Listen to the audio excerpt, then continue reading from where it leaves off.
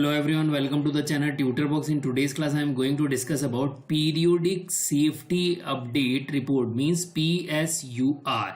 So this is another lecture of pharmacovigilance unit 4. Clear? So in this lecture, this is the part 1 of PSUR. I am just giving you the brief idea about PSUR, DSUR and PABR and what are the difference between various periodic safety update reports. So the first we have to understand about the periodic reporting. So basically what is periodic reporting? Question raised in our mind. So periodic reporting is the preparation and submission of safety information. That is important. We have to submit the safety information.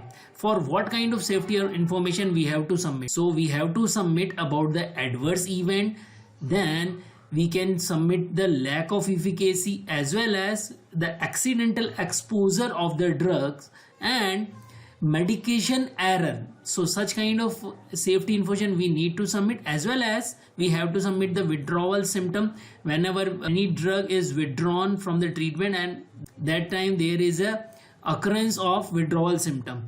And further we require the product quality issue. We also need to submit these. Then off-label uses of drugs. So we have to submit all of these information in the periodic reporting. Periodic reporting मतलब कि regularly हम थोड़े थोड़े time period के अंतराल में किस तरह से ड्रग की इंफॉर्मेशन, सेफ्टी इंफॉर्मेशन की रिपोर्ट करेंगे, वही पीरियोडिक रिपोर्टिंग है.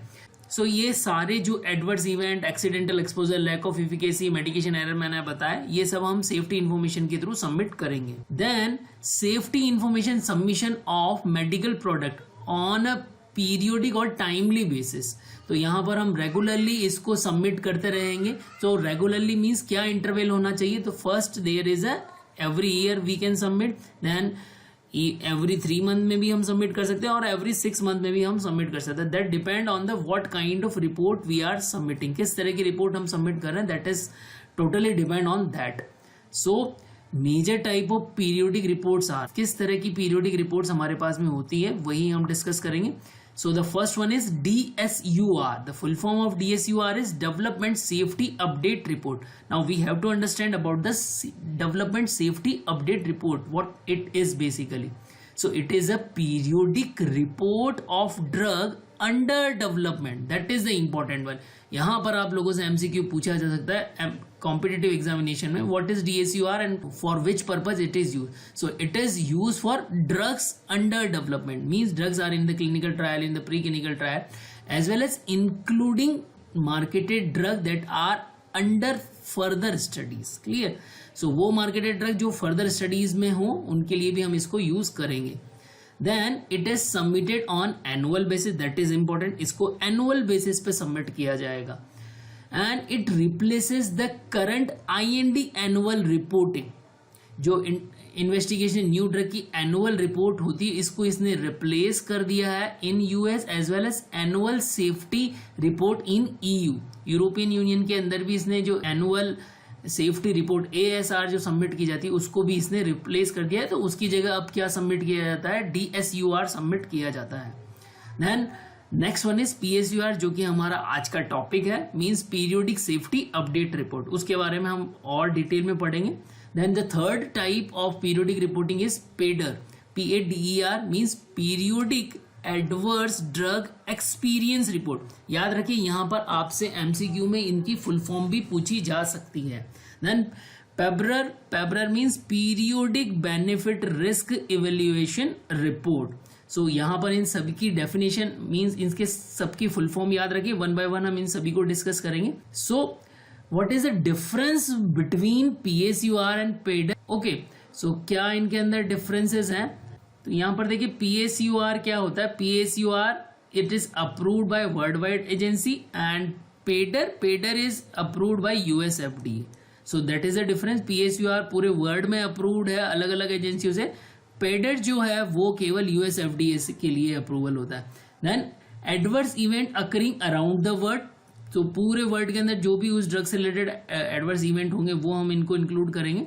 जबकि PADER में क्या होगा? Adverse event occurring in the US, specially 15 day report, जो 15 डे के अंदर जो रिपोर्ट होगी वो ही हमें देनी पड़ेगी, और यूएस के अंदर ही जो एडवर्स इवेंट होंगे उन्हीं को यहाँ पर नोटिफाई किया जाएगा. Then PSUR, it is overall safety evaluation with specific highlighting. तो ड्रग की जो भी पूरी ओवरऑल सेफ्टी इवेल्युएशन की रिपोर्ट्स को इसमें हाईलाइट किया जाएगा. और पेडेड जो है वहां पर नॉन सीरियस एडवर्स इवेंट जो हैं उनको एग्जम्प्ट किया जाता है. तो ये काफी इंपॉर्टेंस रखता है. तो these are the difference between PSUR and Peddar.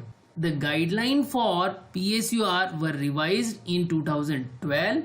Then, with the recognition of the fact that assessment of a risk of a medicinal product is more meaningful when evaluated in context of its benefit. तो देखिए क्या हुआ, जब PSUR की guideline आई तो उन guideline को 2012 में रिवाइज किया गया. और किस बात को मद्देनजर रखते हुए इनको रिवाइज किया गया कि उस ड्रग का जिस भी डिजीज के लिए उसको ट्रीटमेंट के लिए दिया जा रहा है उसमें कितना बेनिफिट है. तो इस बेनिफिट और रिस्क को देखते हुए उसको अगेन रिवाइज किया गया. देन उसको रिवाइज करने से क्या पता चला कि PSU रिपोर्ट का जो फॉर्मेट है वो चेंज कर दिया गया and that convert into PBRER. Okay, PBRER, that is periodic benefit risk evaluation report, that is ICH E2CR2 guideline. देखिए मैं आपको ऑलरेडी डिस्कस कर चुका हूं कि ICH E2CR2 guideline is related with the PBRER. Okay, and it is revision 2. Clear. So किस तरह से PSUR जो है then further converted into the PBRER, और nowadays PBRER is more useful than PSUR. So what is basically PSUR and PBRER? So it is an PSUR or PBRER is an aggregate safety reporting that is accepted worldwide including the European Union, Japan and Canada. तो PSUR और पेब्रर basically हैं क्या, तो ये एग्रीगेटरी safety report है. मतलब हम बहुत सारी अलग अलग सेफ्टी इंफॉर्मेशन कलेक्ट करते हैं, उन सभी सेफ्टी इंफॉर्मेशन को एग्रीगेट करते हैं एंड जिसको कि पूरे वर्ल्ड वाइड एक्सेप्ट किया जाता है. सभी रेगुलेटरी बॉडी इनको एक्सेप्ट करती है, जैसे कि जो रेगुलेटरी बॉडी यूरोपियन यूनियन की है, जापान की है, कनाडा, ये तो एक्सेप्ट करती है. इनके अलावा भी और दूसरे सारी कंट्रीज हैं वो भी इनको क्या करती हैं, एक्सेप्ट करती हैं. So this is the important one. Now, though US FDA recommend periodic submission of a PEDR, यहाँ पर US FDA जो है वो PEDR की सबमिशन को रिकमेंड करता है, but marketing authorisation holder, the company that is authorise to sell the drug. Marketing authorisation holder means जो कंपनी उस ड्रग को सेल करने के लिए अथोराइज है, can submit PSUR and PBRER along with NDA listing. And NDA listing is also called US Supplement FDA PSUR in place of PEDRR after obtaining a waiver. तो अगर किसी company को US FDA के अंदर PSUR और पेब्रर submit करना है तो उसको क्या लेना पड़ेगा, उसको वेवर ऑब्टेन करना पड़ेगा. इन प्लेस ऑफ पेडर की जगह अगर वो PSUR सबमिट करना चाहता है तो उनको पेडर वो सबमिट नहीं कर रहे और PSUR पेब्रर वो सबमिट कर रहे हैं, उसके लिए उनको US FDA से वेवर लेना पड़ेगा. और अगर उन्हें वेवर मिल जाता है तो वो PSUR और पेब्रर सबमिट कर सकते हैं. However US FDA recommend to submit the PEDRR. We have to understand what is the difference between PSUR and पेब्रर. Okay, तो PSUR और पेब्रर के बीच में क्या डिफरेंस है. So PSUR no benefit evaluation, PSUR में कोई बेनिफिट इवेल्युएशन नहीं किया जाता है, बट पेब्रर के अंदर बेनिफिट इवेल्युएशन किया जाता है, इसीलिए इसको रिवाइज किया गया था. Then risk evaluation, risk minimisation procedure for limited product, इसमें रिस्क इवेल्युएशन कुछ लिमिटेड प्रोडक्ट का ही किया जाता है. पेब्रर के अंदर भी रिस्क इवेल्युएशन किया जाता है, but risk minimisation procedure for all significant risk associated with the all product. तो यहाँ पर सारे के सारे रिस्क को इवेल्युएट किया जाता है जो कि सारे के सारे प्रोडक्ट के साथ एसोसिएटेड है. तो यहाँ पर PSUR में कुछ लिमिटेड प्रोडक्ट हैं और पेब्रर के अंदर सारे के सारे प्रोडक्ट हैं. तो ये डिफरेंस बहुत ही इंपॉर्टेंट है. यहाँ पर आपसे PSUR पेब्रर के अंदर जो इंपॉर्टेंट डिफरेंसेस है वो पूछे जा सकते हैं MCQ में या आपके यूनिवर्सिटी एग्जामिनेशन में यहाँ से क्वेश्चन आ सकता है. No integrated risk benefit analysis, तो यहाँ पर PSUR के अंदर कोई भी इंटीग्रेटेड रिस्क बेनिफिट एनालिसिस नहीं किया जाता. जबकि पेबरर के अंदर इंटीग्रेटेड रिस्क बेनिफिट एनालिसिस किया जाता है। तो ये मेजर बेसिक डिफरेंस है जो कि आप लोगों को याद रहने चाहिए कि पीएसयूआर और पेबरर के अंदर क्या डिफरेंस होंगे। अगर आप क्लिनिकल फार्माकोविजिलेंस और क्लिनिकल ट्रायल के इंटरव्यू में जाते हैं, किसी कंपनी के इंटरव्यू में जाते हैं, वहां आपसे पीएसयूआर और पेबरर के जो डिफरेंस है यहीं से क्वेश्चन पूछा जाता है इंटरव्यू के अंदर। तो आप लोगों को ध्यान रखना चाहिए कि ये जो डिफरेंस अगर आप ध्यान रखोगे तो सिलेक्शन होने के ज्यादा chances. Now what is the frequency of these reporting, इनकी रिपोर्टिंग की फ्रीक्वेंसी क्या है। तो मैं ऑलरेडी आप लोगों से डिस्कस कर ही चुका हूं कि डीएसयूआर की जो रिपोर्टिंग है वो एनुअल है for PSUR, for EMA every 6 months, for 2 year and annually for 3 year। So initially 2 year के लिए ईएमए के अंदर जो है 6 month के अंदर रिपोर्टिंग करनी पड़ेगी और फिर उसके बाद एनुअली फॉर नेक्स्ट 3 years, ठीक है। और पीएमडीए के लिए क्या करना पड़ेगा, एवरी 6 month में हमें रिपोर्टिंग करनी पड़ेगी फॉर 3 year के लिए and then we have to report annually. Then if you are looking on the PADER, so PADER is quarterly for first 3 year, first 3 year के लिए हमें quarterly report करनी पड़ेगी followed by annually, and PBRER में half yearly for first 2 year and then followed by annually. तो ये जो chart है ये आप याद रखें, यहाँ पे बहुत सारे आपसे क्वेश्चन बनेंगे कि पीएसयूआर की रिपोर्टिंग कब होती है, पेडर की रिपोर्टिंग कब होती है, पेबरर की रिपोर्टिंग कब होती है, डीएसयूआर की रिपोर्टिंग कब होती है, और यही क्वेश्चन आपसे इंटरव्यू में भी पूछे जा सकते हैं। नाउ पीएसयूआर जो बेसिकली हम समझने वाले हैं वो यहाँ पर मैं आपको ऑब्जेक्टिव भी इसके समझाऊंगा पीएसयूआर के, और प्रिंसिपल भी हम डिस्कस करेंगे। उसके बाद इसका फॉर्मेट जो है वो हम नेक्स्ट इसका पार्ट 2 है उसमें डिस्कस करेंगे। तो देखिए पीएसयूआर है क्या basically. So PSUR is basically what, PSUR important pharmacovigilance document applying to drugs already approved for marketing.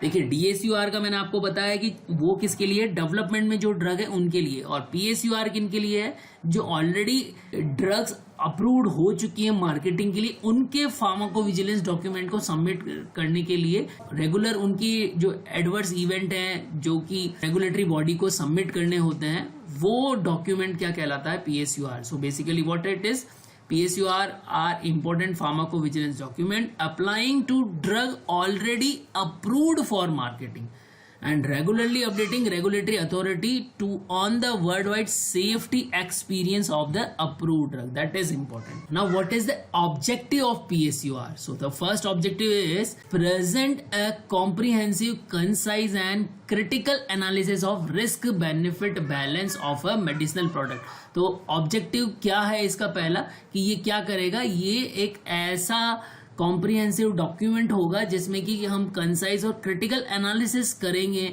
और रिस्क बेनिफिट एनालिसिस देखा जाएगा, रिस्क बेनिफिट का बैलेंस देखा जाएगा उस मेडिसिनल प्रोडक्ट का। तो ये हमारा फर्स्ट ऑब्जेक्टिव हो गया।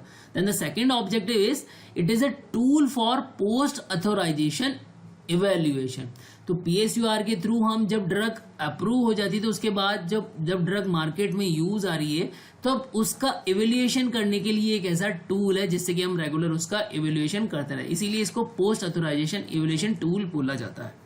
Then the third one is to continue evaluating the risk and benefit of a medicine in everyday medical practice। तो एवरीडे मेडिकल प्रैक्टिस जो हो रही है रेगुलरली क्लिनिकली यूज आ रहा है, तो उसमें जो उस मेडिसिन का रिस्क बेनिफिट क्या है उसको कंटिन्यू हम इवेल्युएट करते रहेंगे। That is the another objective of PSUR. Then the next one is evaluation of population and and point that could not be investigated in the pre-authorization clinical trial। तो यहाँ पर क्या होगा कि जो एडवर्स इवेंट और जो सीरियस एडवर्स इवेंट जो है पहले क्लिनिकल ट्रायल में आइडेंटिफाई नहीं कर पाए हैं, तो उनका इवेल्युएशन क्या किया जाएगा, लार्जर पॉपुलेशन में किया जा सकता है और एंड पॉइंट उसको आइडेंटिफाई किया जा सकता है, इन्वेस्टिगेट किया जा सकता है। So these are the 4 major objective of PSUR. Now looking on the principles of PSUR. तो यहाँ पर देखिए पहला प्रिंसिपल क्या है पीएसयूआर का, benefit risk evaluation should be carried out throughout the life cycle of the medicinal product to promote and protect public health. तो public health को प्रोटेक्ट करने के लिए और मेडिसिनल प्रोडक्ट को प्रमोट करने के लिए उसके पूरे थ्रू आउट लाइफ साइकिल के लिए उसका बेनिफिट रिस्क एवेल्यूशन काफी जरूरी होता है, तो वो PSUR के थ्रू ही किया जाता है. तो ये इससे फुलफिल होता है, तो ये इसका पहला प्रिंसिपल हो गया. And the second one is, after a marketing authorization is granted, it is necessary to continue evaluating the benefit and risk of medicinal product in actual use or long term use. तो जब drug को market में use करने के लिए permission मिल जाती है तो उसके बाद ये बहुत जरूरी हो जाता है कि उसका रेगुलर हम क्या कर सके, रिस्क बेनिफिट इवैल्यूएशन कर सके. तो वो PSUR के थ्रू ही हो सकता है. Then the risk evaluation should be based on all uses of the medicinal product. तो यहाँ पर ये बात भी ध्यान देनी होगी कि जो भी ड्रग को हम यूज कर रहे हैं उस ड्रग का केवल एक यूज के लिए ही हम अगर रिस्क बेनिफिट इवैल्यूएशन कर रहे हैं तो वो गलत है. उसका रिस्क इवैल्यूएशन हमें उसके सारे यूजेस के लिए करना है. जैसे कि कोई मेडिसिन प्रोडक्ट है, वो अगर एंटी अरिथमिक यूज आ रहा है और उसके एंटी मलेरियल भी यूज है या कोई और भी यूज है, तो उस सारे यूजेस के लिए उस प्रोडक्ट का रिस्क इवैल्यूएशन करना होगा. Next one is the scope include evaluation of safety in real medicinal practice including use in unauthorised indication and use which is not in line with the product information. So यहाँ पर क्या होगा कि जो drug का unauthorised use है और जो यूज उसके प्रोडक्ट इंफॉर्मेशन के इन लाइन नहीं है, उस पर भी हम उसको इवेल्युएशन करेंगे, उस पर यूज पर भी उसकी सेफ्टी इवेल्युएशन करेंगे. तो ये एक डिफरेंट पॉइंट है जो कि यहाँ पर PSUR के लिए काफी इंपॉर्टेंस बढ़ा देता है उसकी. Then the scope of the benefit information should include both clinical trial and real world data in authorized indication. तो यहाँ PSUR में clinical data और real world data जो है उसको यूज किया जाता है. That is another important point, another principle of PSUR. Further, source of information on use outside authorization may include drug utilization data, information from spontaneous reporting and publication in the literature. सो यहाँ पर PSUR में किस किस को include किया जाएगा कि जो सोर्स ऑफ इंफॉर्मेशन का काम करेंगे. तो the first one is drug utilisation data and the second one is information from the spontaneous report and publication in the literature. So I hope आप लोगों को यहाँ पर PSUR के प्रिंसिपल एंड ऑब्जेक्टिव समझ में आ गए होंगे. यहाँ पर हम इस लेक्चर को यहीं रोकते हैं और नेक्स्ट जो है format on content of PSUR वो हम इसके पार्ट सेकंड में डिस्कस करेंगे. तो आई होप आप लोगों को जो मैंने PSUR के बारे में बताया, पैडर के बारे में बताया, पेबरर के बारे में और इनके डिफरेंसेस, इनकी फ्रीक्वेंसी, टाइम फ्रीक्वेंसी किस में रिपोर्टिंग होती है उसके बारे में समझाया, वो आप लोगों को समझ में आया होगा. और अगर आप लोगों को लगता है कि ये लेक्चर यूजफुल है तो इस लेक्चर को ज़्यादा से ज़्यादा बच्चों तक शेयर करें. यहाँ पर कुछ क्वेश्चन मैंने आप लोगों को MCQ में दिए हुए हैं, उन क्वेश्चन के आंसर आप कमेंट बॉक्स में लिखें और इस लेक्चर के नोट्स जो हैं वो आप डिस्क्रिप्शन बॉक्स में देख सकते हैं. और अगर आप लोगों को लेक्चर पसंद आया तो इस लेक्चर को ज़्यादा से ज़्यादा बच्चों तक शेयर करें. जय भारत, जय हिंद.